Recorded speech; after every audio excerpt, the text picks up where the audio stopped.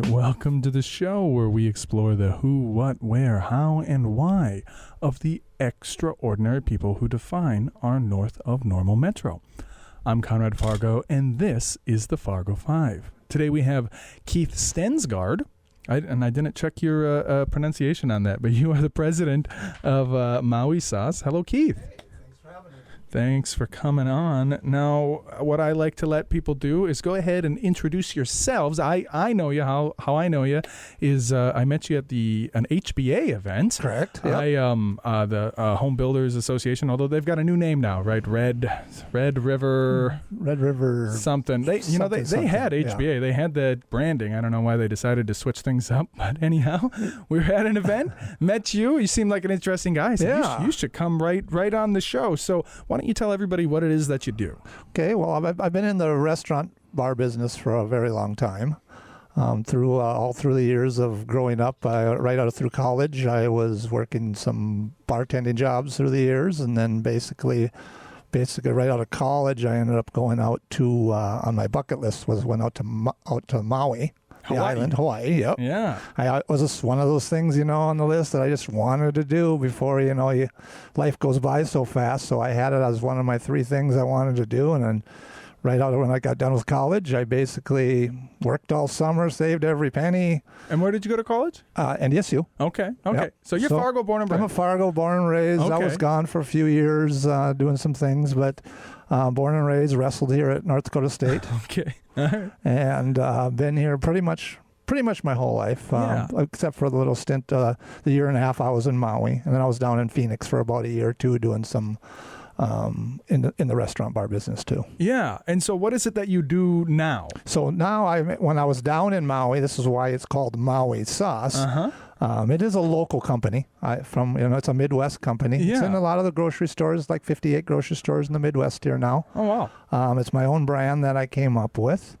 I basically created it in Maui. That's why it's called Maui Sauce. Yeah. But it is a Midwest company. Well, and you're the president. Correct. Okay. And so what do you were voted? Who voted you? How many people? It sounds like there was an election. No, it's a smaller company. Okay. It's by choice. Okay. We'll put it that way. How many people are in your company? Well, we have 3 people that help out part-time. And then we do have a distributor. Okay. That does all the billing and does all the stuff to the grocery stores. And so you've got some helpers, but basically you're the one running it. I'm the one that promotes it. I'm the one that does these functions. It's all you all the time. Yep. I do sampling at the grocery stores. We have that big wing fest this weekend going on. Maui Sauce is a big sponsor of it, so we'll be out there pushing the restaurants. Well, president. I don't know if that's the right. You are Maui Sauce. It's just you. I'm the sales guy. I'm the guy that does all the sampling. You're the one. I'm the face of it. Yes. It's just you. Yes. That is spectacular. Yes. And is this your full-time gig, or you also do? Because you said you've been in the restaurant world for a long time, and then I met you because you guys were catering. Correct. At the HBA event. Yep. So you do that as well. What would you say is the split of time for you as far as? It's about half and half right now. Okay. But it's been a lot of hours. And this is the season for a sauce business. So it picks up a lot. So we do a lot more of the samplings and events and sponsor events and stuff. So it keeps me on my toes. Okay. So we've covered the who, the what is, you're a sauce salesman. Pretty much. Pretty much. Nothing wrong with that because you own the sauce. It's your sauce that you sell. You're a sauce developer, sauce salesman, sauce distributor. You're a saucy. You're one saucy guy. Yeah, I'm very saucy because it fits the description. And who can answer the questions better than myself, right? No, I love it. I love it. So that answers the who, what, and where. But now, where I want to slow down, move back, and really peel back the onion. How does one? Let's say I wake up tomorrow and I say to myself, I got some special in-house sauce that I make at home all the time. I love making it. I love making my own recipes, and I've always loved that stuff. Gosh darn it, I want to bottle it and make where does it begin? You went to Hawaii. Correct. When you went to Hawaii, did you know you were going to make a sauce, or where was it? I had no clue. So where did the idea of, what I'm going to do? I'm going to sell a sauce. Where did that? So it basically, when I went down there where I was working, I was more bartending in Lahaina, Okay. in Maui. Okay. And then I ended up being really good friends with the head chef, who was a culinary teacher. And, I would always be in the back, and, during breaks and stuff, him and I just kind of hit it off. And then I'd always be back there messing around with different flavors and different seasonings and trying him, saying, hey, put this on the menu, this and that and this and that.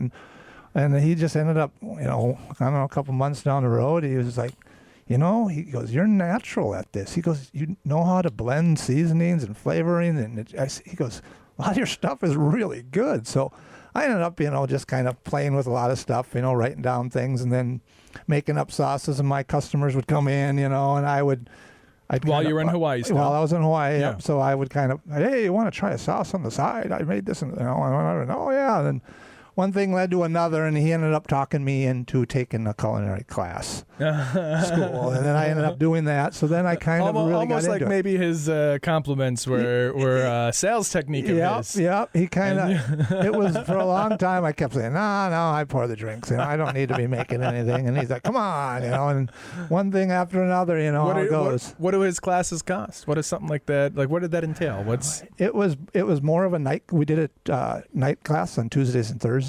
Were there other people in the class? Yep. So this was okay. Yep. Okay. It was usually 2 or 3. It's almost it's like a college degree basically. You do your basics and you do all your stuff. So this isn't an ongoing thing. It's like he would start and finish. It's a course. Yep. Like he would start and finish. Yep. What does something like that cost? It ended up being, it was a monthly fee, and if I remember back, this was back in 99. So this was. I'm just trying to wrap my head around this guy. He sounds like a great businessman. Man, what was it? It was ended up being. It wasn't. The whole course, it took about 6 months. It ended up being, I don't know, a couple $1,000s only. Yeah, well, and how many people? But there was like 5 other people, right? There was 4 other people in it. I was the fifth one. Yep, There was 5 of us. So he pulled in like $10,000 in 1990 money. Yeah. That's just teaching you guys how to make money. That's not a bad idea. Not a bad idea he's got a good hustle. Yeah. How did he meet you? Because you I was said, bartending at the restaurant. Yeah, but why and how? We just, you get to know the back of the house. The front of the house knows the back of the house. You have to communicate, when you're doing the restaurant bar. So you basically just, overall, after work, you might go out and have a cup of coffee or a drink, or, one thing leads to another. And next thing you know, you're because you had been swapping ideas. Because you had gone to Hawaii because that was on the bucket list. Correct. And you wanted to live there for a while? Correct. I just wanted to live on the beach, surf. I was right out of college. I just, you know how that is when you're just, life's gonna go by quick. And you get a family or whatever you do, or you get in a job. And then you never do it, and 20 years later, you look back and go, I wish I would have ever done that. I can't do it now. I'm tied up here. So I just made up my mind when I ended up finishing college. I was gonna put as much money as I can. Basically, one bag over my shoulder. One-way plane ticket. And the plan was just to have the experience or to live there? Experience, forever. Live there. I knew I was going to come back. We have a big family. I have 7 brothers. Wow. And any sisters? No sisters. Okay. 8 boys. Oh, wow. That. So my mom was always busy. Yeah, I'll bet it. She had her hands full. Yeah. That's a big family. That is a big family. Okay. So you're like, I'm just going to go get this experience. You bum out there. Hawaii is part of the United States. Somehow I was like, gosh, what does it take to get a work visa out there? But it's just like you just show up and say, can I get a job? And it was a lot more lax back in 1999. It was not not a lot of the challenging things we go through right now. It's easier to get around, and there was and Hawaii, if you haven't been there, any of the islands is a total different world. There's no urgency, there's no not saying a slam against it. They're just so laid back, and they just enjoy every minute of life. You could be working, and everything out there, a lot of it, if you're in your middle age or below, everyone surfs. If you didn't surf, they probably bring you into a mental institution. Why live on the island if you don't surf? So you could be at work, and the crew before you could be out surfing, and if the waves are good and everything's as perfect like it usually is in Hawaii, they're not going to be there on time. Yeah. I mean, it's just the way it works. So, yeah, I mean, United States is a big place and a lot of different cultures, and they're all very, very different. But so you go out there for the experience. Did you ever say to yourself, I'm going to want to stay here, this is a good place, or you always knew you had to come back home? Right now, I'm wondering why I ever left. Yeah, yeah. No, but well, I mean, how long were you out there? Just a few years? About a little under 2 years. Okay. Family was very important to me. You know, my parents were getting a little bit older. I didn't want to miss out on the last years, so I made a decision at the time to come back, kind of see where this sauce food idea would go. I ended up coming back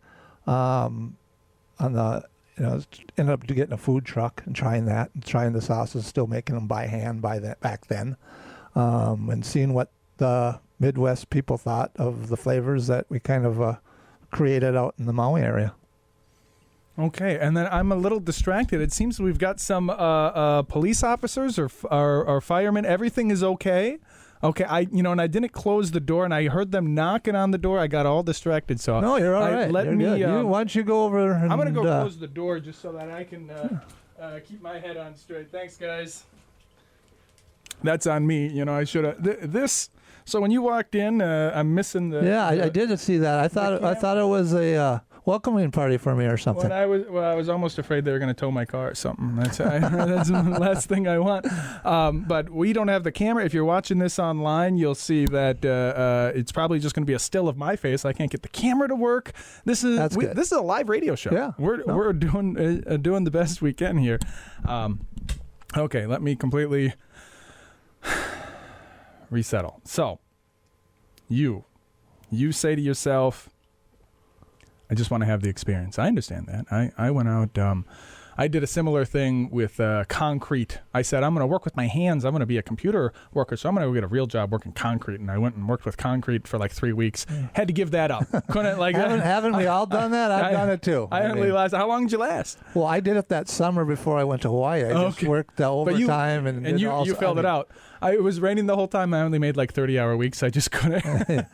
I was doing the 50-55, getting the overtime, and I was banking. I mean, it's a tough job. I wonder I wonder if that's just like a prototypical young thing to do, is to say, well, my life's going to go one way, so let's go try and see what the other world has to offer. But you make good money at it if you're a hard worker. Well, the concrete, yes. But or how about even bartending? Bartending's good money. Bartending is good money. I mean, if you get to the right places and that you're efficient and you're very personable and the whole works. Tip jobs. I feel tip jobs are like this hack. I delivered pizza for 12 years, and I always felt bad for people who didn't have tip jobs because it's like this. It's an industry that after you've done it, you realize what you get paid an hour, so the tips is a very huge thing for you. If you hustle, right? If you hustle, if you don't, everything is on on how you deliver everything. Absolutely. So. And I was pizza delivery specifically. I was the fastest driver. Still got a lead foot because because faster driver means more deliveries, means more money, and pizza's hotter. I like money. Right. So okay, so you're out there. You're trying the sauces. When you're there, are you like, I'm going to go home and bottle these? Or where did the idea, or this is just where you got the skills? Basically, I came back and I was like, I really enjoyed it. Mm-hmm. And I've always been that guy from, junior high to high school to college.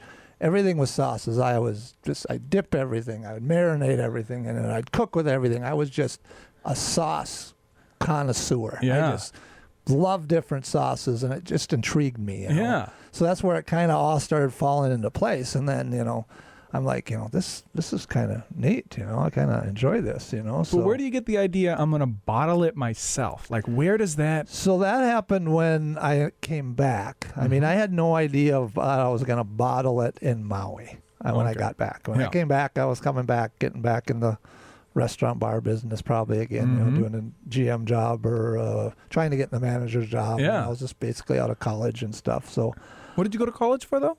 It was actually business and physical education. Okay, but you wanted to be a GM Which because I always felt like the drivers and the bartenders make more money than the GM. They do. Why would you want to be? Why would you want to be the GM? I've learned that down the road. That's not the smartest idea. Okay. So then, did you get the GM job? Yep. So I've had a few GM jobs since I've been back since the 2000s. Yep. Okay. And you were realizing the money ain't here. It's very much it's an interesting job. We'll put it that way. Yeah. And then, but I'm still with bated breath. Like, where did it? You know what I got to do is start bottling, because now you do the catering, right? Yeah. Which came first, the catering or the saucing? The catering kind of fell in after the sauces. Okay. I ended up getting, into a couple of the restaurants and then being part ownerships in a few of them, and just staff. Staff jumps a lot, back in the kitchen. And the bottling idea came where I wanted the consistency of the sauce. I didn't want someone else making it. I wanted it consistently the same all the time. Yeah, okay. Now, hold on. I feel like I say, hold on, let's back up a lot with my guests, but that's what it is. You got in part ownership of multiple restaurants? I was in a few restaurants. Yes. So you come back, you've got this Maui experience, you've got a degree in business. Yeah. You get the GM job. Yep. And then you're the GM, where are you the GM at? I was the GM at Side Street. At Side Street. Oh, wow. And then from there, you become part owner in multiple others? Yep. How does that? Well, just work ethic and, right place, right time. Well, and that'll get you promoted in any way. Yeah. But how does it that you become, because GM is just a job. You're working for somebody else. You're managing their resources. But by being the GM, I mean, you have the knowledge of the whole business. A lot of ownerships and a lot of different things. They fund it. They know the basics. I mean, they're there in the ins and outs, but they're not the roots of it. I mean, your roots of all businesses, for experience that I know of, restaurant bars, it's your front of your house, your bartenders, your servers. That sells your product. If you have a good front of the house, you're going to have a good place. And obviously, you need the quality in the back. So you need to have the good kitchen staff. They got to prepare it the correct way. They got to both communicate the correct way. And that GM job has to make both flow correctly. And you're working hand in hand with those owners. Hand in hand. The owners don't want to do all that work. You're doing all the work for them, right? You're making them rich. Correct. I mean, being the GM, it's not always as lucrative as you think it is. No, I mean, you've got to do everything. I mean, if the kitchen's behind and there are dishes in the dish pit are piling up, you got to roll up your sleeves and you got to start cranking out some dishes and cleaning some stuff. And you got to help wherever you need to help. They say you're the general manager, which would make you think you're the top dog, but in fact, it's middle management because the owner. The owner is on top. There's no I in team, is what I've always learned. You have to have a good team to make a. I'm sure the business owners appreciated that attitude. Yep. But at what point did you become part owner of the other franchises? So like you're doing good work, you're hand in hand with the owners. Do they approach you and be like, hey, do you want, or was it all sweat equity that you bought in with, or did you say to them, hey, I've got some cash saved up, let me buy in? Like what, how did the approach? Basically they were going to do some other adventures and some other things, and they were getting out, and they were going to sell what we kind of built. So Buddy and I ended up. So they were planning. Yep. So and we worked with them, and they knew us well, so they gave us a good deal on everything. And we kind of as part of their exit strategy. Yep. So it was. I mean, that's the best strategy. You have a guaranteed sale. Absolutely. Somebody who knows the ins and outs. You don't have to explain what to do. And a lot of times, especially in the restaurant bar business, unless you're getting somebody that knows completely the business side of it. Yes. Restaurants are a very tough thing. Food costs and all your things you got to do. You have to know what you're doing. Absolutely. I do not advise anybody who has no experience in the restaurant bar business to go, hey, I'm just going to go buy a restaurant bar and this is going to be fun. Well, so I work with exit planning, and absolutely, like restaurants especially, because it's, what do you have to sell when you're selling them, right? And a lot of it is the setup of the labor. So, selling it maybe to the people already on staff is a very wise exit plan. Are you still running all those, or did you divested yourself? And you must have done the same thing. Actually, part of my life, Maui Sauce is really starting to expand. So I'm kind of riding that wave right now because, we took all the years of the restaurants. Obviously, all the ones I had, I pushed my sauces, obviously, in it. And the catering side of it really helped a lot of the offsite different things. So now the grocery stores have been, it's bottled in both gallons and in 14 ounce. So the 14 ounces retail in all the grocery stores. The gallons are sold to different restaurants throughout town. And it's just starting. I'm trying to work with the other businesses who need a little help. And if they're using my sauces, I kind of give them a hand on some ideas. Yeah. If they have questions, I love getting questions, or if they need help something in the kitchen side of it, some ideas maybe to put their place up a little bit. I always love to volunteer my time a little bit and give them some ideas, and if they run with it, great. If they don't, it's their business, and they have to decide what's best for them. But the sauce bottling was the reason I focused so much on how you acquired Side Street. Yep. And then other businesses, because the sauce bottling was a solution to a problem of, I have a bunch of sauces that I like to use, and I want a consistent product in each of my restaurants. It was a way to get the brand out there too, because I was consistently using it, and now I've been in the business now for over 24 years, so I know a lot of people, know a lot of the other owners in town, and absolutely, and a lot of the other GMs and managers in town. So it's it's a tight niche family of people knowing each other and stuff. Yeah. So.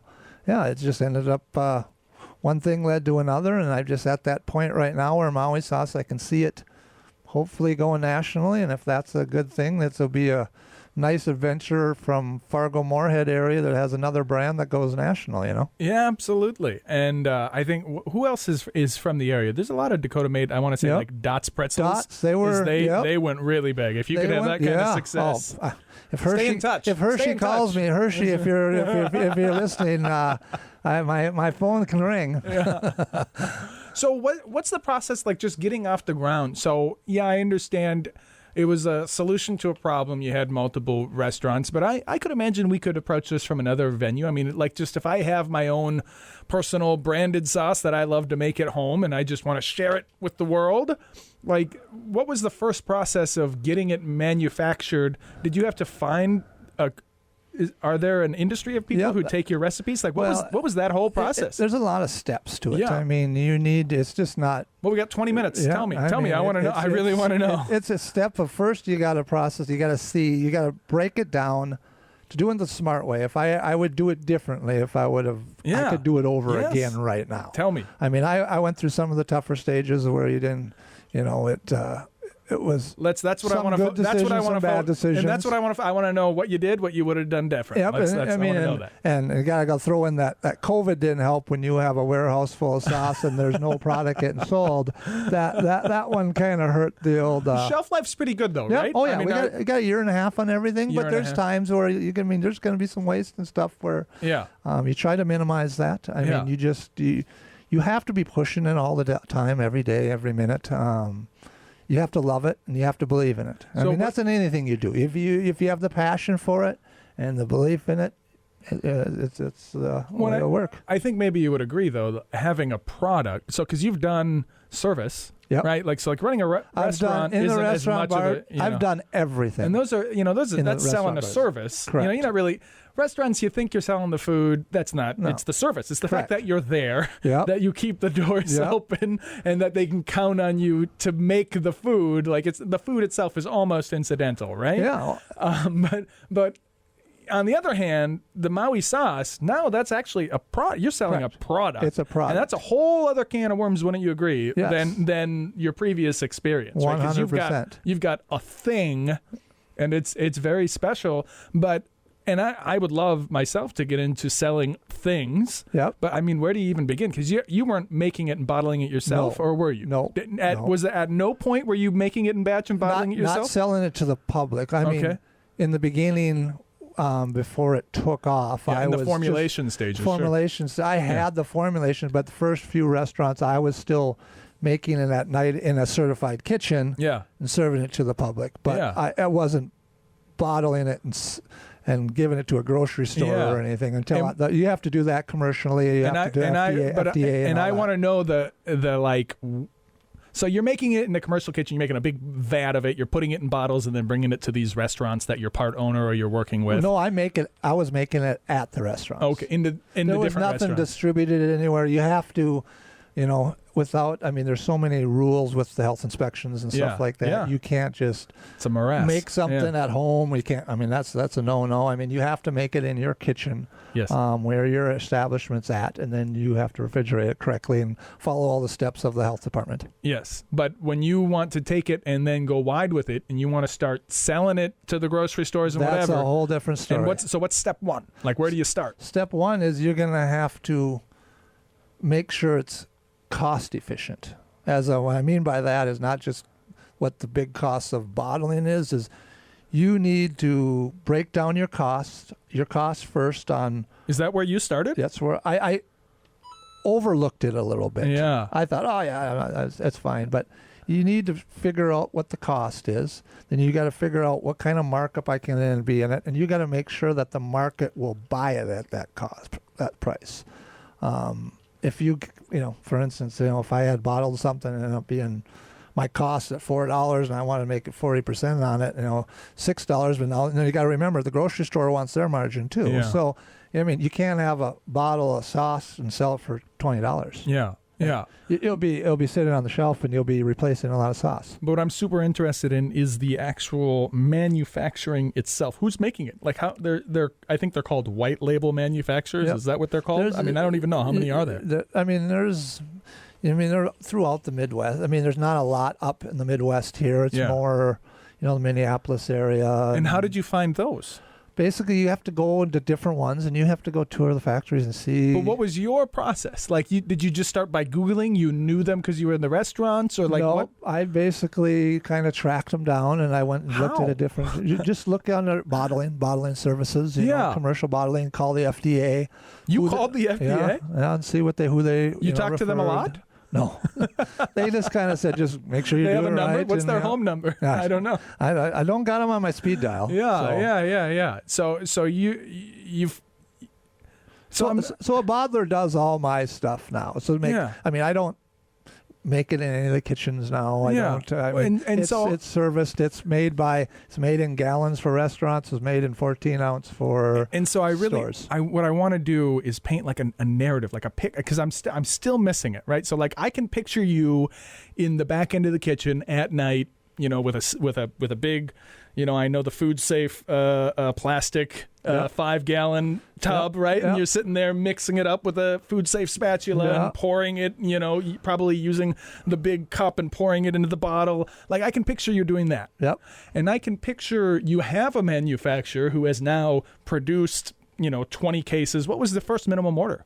Like, what was your first minimum order? How many did you make at very first? So they go off of bottlers and stuff. Go off of gallons made, obviously, and it goes into pallet sizes. How many cases in a pallet you can get on a pallet? And so, how many did you buy on that first order?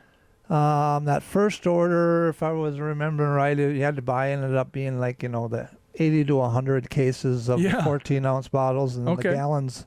Four gallons come in a case, and ended up being like 20 of those of each or something like that, if I remember right. So it was like 80 gallons, something along those lines? It was more than that. Okay. It was the batches 320? The batches are over 200 gallons a pop. Okay. So you need to, and again, you need to have a game plan on how you're going to market it and have an idea who might be buying it. Because you got 200 gallons of this stuff. If you do this and say, for instance, a salsa, like I make the best salsa in the FM area. I'm going to bottle this, and you bottle it. You take the time, you get the money, you bottle it. You have a shelf life on this. And if you don't have a game plan of it's not easy to get in the grocery stores. It's a process. You probably do a lot of vendor shows too, or not so much? You need the public to see it. Yeah. That's why I'm going to be a little bit in the last 5-6 years. I hadn't been as active in the fairs and different kind of shows like that, which I want to be this year. Where the Hornbachers, the Hugos, the Central Markets, they like me coming in now, and I'll set up and I'll sample the sauces in store. What you got to do is find people who are already attending the fairs and give them a second product just have them bring it with them and have them hawk it on consignment. Yeah. Like that's what I would be networking with. I would be going to vendor fairs and being like, hey, next time you go to a vendor fair, how would you like to bring my, I'll front you the product and we can split the profits 50-50 or whatever. Right. You pay me back for the product on everything you sell because they're already going and they're already pitching. So you're just helping to like fill out their shelves in the vendor. That would be the first taste is free. That's my idea. And I do push some of the restaurants that carry the gallons. A lot of them don't say it's a Maui Sauce brand. They use it in a lot of their stuff, which is great. I mean, it's their business. They figure out the way they want. But they do have the choice of be able to sell it too. But I push usually most of the retail stuff. I push just to the grocery stores. If I have a lot of people still call me, hey, can I buy this from you? And I go, no, I don't deal with any of the retail sales and any of that. I'm straight, distributor side that I distribute to the grocery stores and restaurants. But we've got about 10 minutes left. And what I really want to connect the dots on, the nitty gritty, is so like you've got that first, and I want to hear about like the first time that 200 gallons comes to you. I want to know what that was like. Like I want to know what that is. That's the end of the show. I want to know that, okay?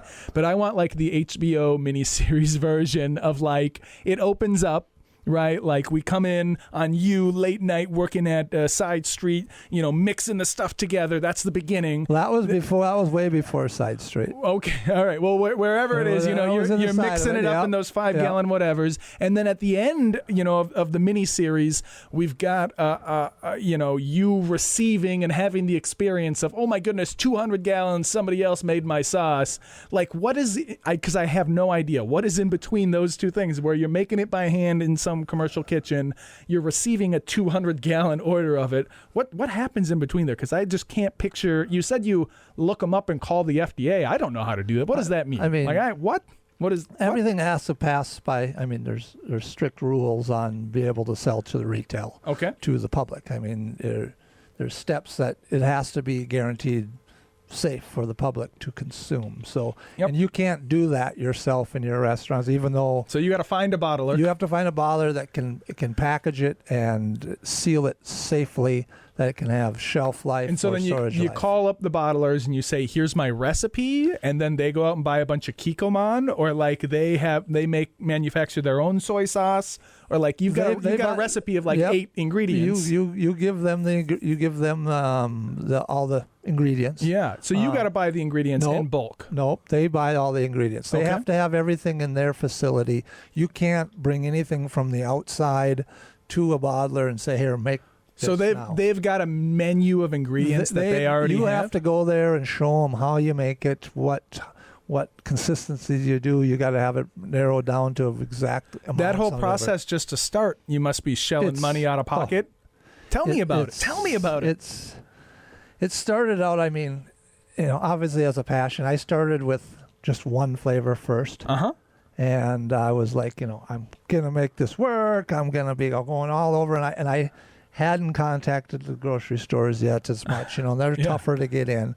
It was a little bit easier getting into a lot of the, like the gas stations and different kind of convenience stores, but that's not the And then are you like driving place. gas station to gas station? First year I was pedaling like you wouldn't believe. Anything you could do. Anything I could do. I mean, I was like, I got to get this name out here, and everyone's like, what's Maui sauce? I got to try this sauce. They're like, why you're here from Maui? I'm like, no, I'm from the area, man. Yeah. That's the thing I try to push on everybody. It's a local company. It was just the passion. It was created and born there. Yeah. And I just call it, but it's originally from the Midwest. Yeah. Maybe. So when you're working with the distributors, though, so they're just like, come on down and show us. Or they want money up front. So you have to pay for everything. It's not like every step of the way. It's not a good luck and pay me when you can kind of concept. Yeah. So it starts with a phone call. It starts with an email. What is it? What was it? If anybody ever wanted to do it, you got to sit down, get a game plan on a business plan, get your funding that you think you need, and take another 40%. Yeah. Because there's going to be bumps in the road. It's not an easy gig. Yeah. And you can't guarantee sales. I mean, you need to be out there and pushing it everywhere you can. The more you see it, the more things you do.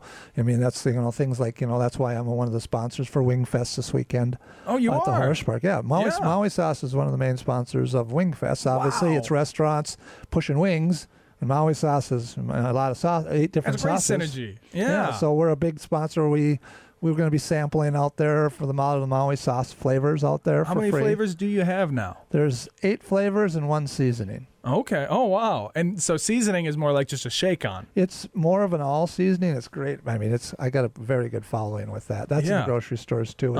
People use it. I mean, I run into people and, hey, you know what I used that seasoning on the other day? And I'm like, what? Oh, I put it on my ham and my eggs. How's the shelf life on the seasoning? Actually, must be 3 superior. years. Yeah, you got a good amount. So that's better than the year and a half. Yeah. How many different sauces do you have though? I'm sorry, 8 you said flavors. 8 flavors, and what are they?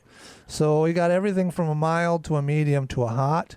How I created it was so it pretty much covers everything in your kitchen. Mm-hmm. There's not an item in your kitchen that you can't sauce, marinate, or dip with one of the 8 flavors. Okay. I have the Aloha barbecue, which is more of a tropical barbecue, which is a big hit with people. It's very different. You don't get the smokiest taste. It's more of a tropical flavor. So it's the youngest people and the older people both like it at all. I do have a Mahalo teriyaki, which is a very unique teriyaki. My teriyaki is more glazy, where a lot of times you get the teriyaki sauces and they're so watery. You pour it on your stuff or your rice, and it's like it's barely brown on top and it's on the bottom of your dish. Yeah. Mine is a glaze where it just sits in a nice glaze. Then we have the Maui Original, which is really good for fish or vegetables. Then you go into like the beach bourbon. My beach bourbon sauce is more made for all red meats. It's any type of red meats, from your brisket to your burger to your steaks. I have a very good following on that. I have the Island Jerk sauce, is more like a sweet and sour sauce that people use for different types of dipping or chicken. We do have a Hawaiian sauce. It's more for any type of your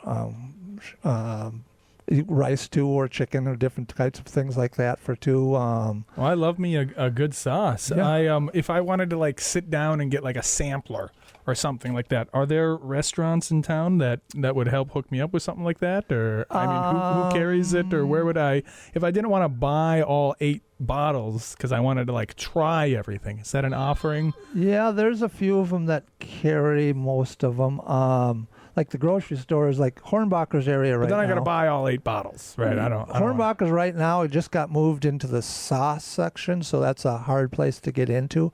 So they only end up taking 4 of them right now, but there's getting a demand. They're getting a lot of calls from people going, where's this one? I used to buy this one over. It used to be in the Pride of Dakota area. Now it's in the sauce section because it has done its job to deserve to be in the sauce section. Yeah. Like the Hugo's, all the Hugo stores, the 15 Hugo stores, they have all 8 flavors. The Central Markets all have all 8 flavors. All the other little or smaller grocery stores do have majority of all the flavors too. I know Edgewood Tavern does a very good job with all the flavors up there. They have a lot of different sauces. But if I wanted to try it on, so wait, Edgewood Tavern, they have it to buy wholesale or on their food? It's on their food. It's on their thing. Yeah. And where else? I mean, Edgewood Tavern. Or how many? Side Street still carries some of the flavors. Okay. He still orders a bunch, 4 or 5 of different ones. Still uses some of them. Yeah. Because I want to go try. I want to go try these, but I don't want to buy 8 whole bottles. Because if I don't like it, that's the thing with sauces. Correct. Is if I don't like it, then I got a whole bottle that I'm staring at. My motto is once you have Maui sauce in your fridge, you always will have Maui sauce in your fridge.